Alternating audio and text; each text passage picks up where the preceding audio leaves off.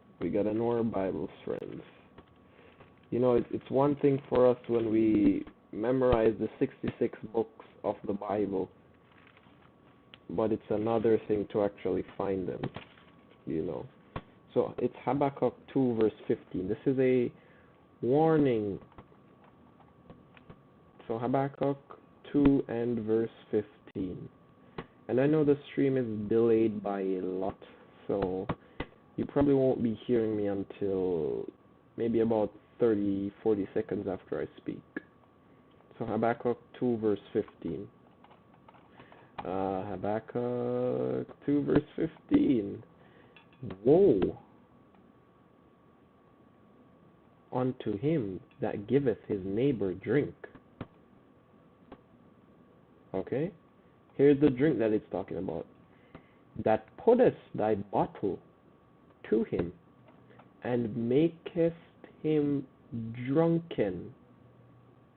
Also, that thou mayest look on their nakedness. Nakedness, it doesn't only mean physical nakedness, because remember, Adam knew that he was naked. That's in Genesis chapter 3, about around verse 8, close to verse 8. I'll just verify here by close to verse 8. Actually, verse 7. So yes.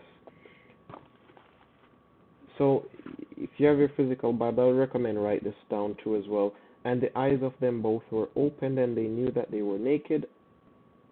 And they knew that they were naked, and they sewed fig leaves together and made themselves aprons. So they were naked because of sin. Y'all should know that story.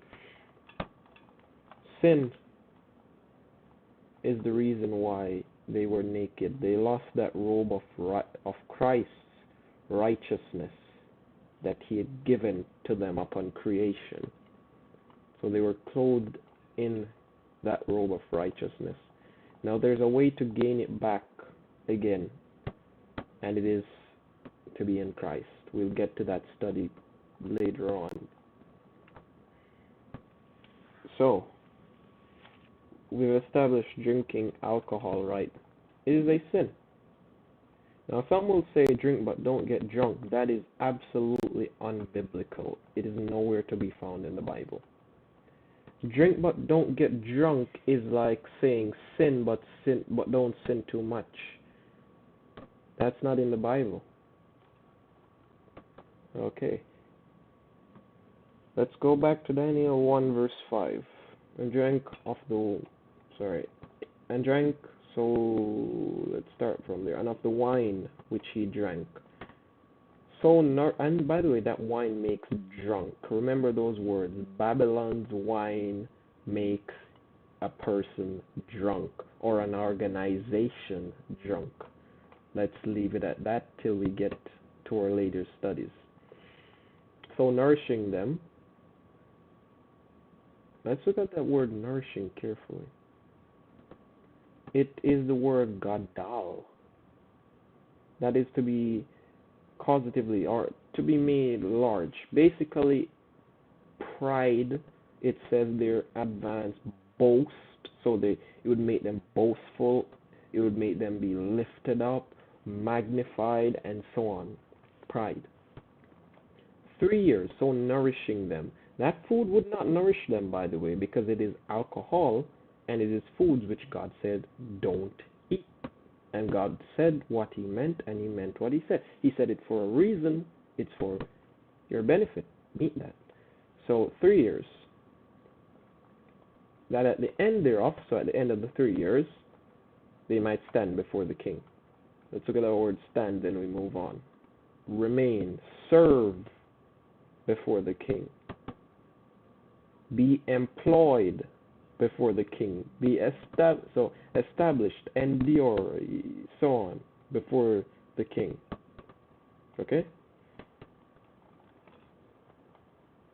Now verse 6. Now among these were the children of Judah, or the the descendants, the offspring, the posterity of Judah. So it names them Daniel. Here's Daniel, that's the Hebrew. Hananiah, Mishael, Azariah. All right.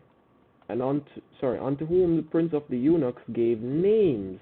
Now names represent character in the Hebrew, and you get that from Exodus 34 verse 5 to 7. We're not going into that this study. It may come up, well, it will come up at a further study. But keep that in mind. Name represents character if you want to write it down. Gave names, for he gave unto Daniel, that's Daniel, the name of, that's in italics right here, he gave unto Daniel the name of, that has to be inserted for you to understand it, unless you can understand it without the insertion, but it makes it easier to understand. So it's in italics, so it shows that it's not in the original. By the way, let's continue. Unto Daniel the name of Belteshazzar. Don't confuse that with Belshazzar, as we'll discover later on. That's Belteshazzar. So Nebuchadnezzar was having them named after Babylonian gods, pretty much, right there. Belteshazzar, and to Hananiah, that of Shadrach, and to Mishael of Meshach. Meshach right there. And to Azariah of Abednego. Okay. So here we reach the part on Daniel's faithfulness. Here's this. But Daniel purposed. Very important word. Let's get into that word a bit. He determined, or you can say committed. He charged. He disposed. Well, yes, it means dispose. Basically, he marked. That means to establish, to seal. He was set up on. He was steadfast. That's what it's saying. So he was determined. He purposed in his heart. That heart right there, his will. He willed. He said it straight.